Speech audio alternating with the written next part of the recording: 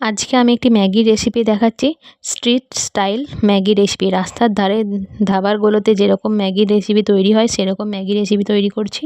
তো চলুন শুরু করা যাক। এর জন্য প্রথমেই কড়ার মধ্যে সাদা তেল নিয়ে নিয়েছি, দিয়ে দেবো পেঁয়াজ কুচি। পেঁয়াজটাকে দিয়েও ভালো করে একটু ভেজে নেব যতক্ষণ একটু নরম হয়ে আসছে।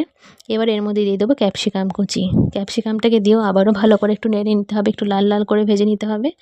এবার এর মধ্যে দিয়ে দেবো আমি টমেটো কুচি আর স্বাদ মতো একটু নুন। টমেটোটা যতক্ষণ না গলে যাচ্ছে ততক্ষণ কিন্তু নাড়তে হবে। এবার এর মধ্যে অ্যাড করব কিছুটা ঝাল লঙ্কার গুঁড়ো, হলুদ গুঁড়ো আর দিয়ে দেবো জল। জল দিয়ে ভালো করে মিশিয়ে নেব আমি এটা। দিয়ে এবার এর মধ্যে অ্যাড করব কিছুটা সয়া সস দিয়ে ভালো করে আবারও নাড়িয়ে নেব।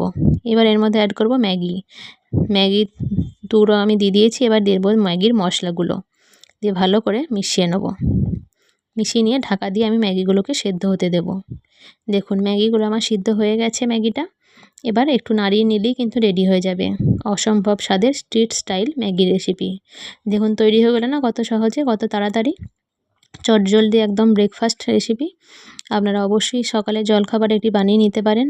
আজকে আমার রেসিপি কেমন লাগলো অবশ্যই কিন্তু কমেন্ট করে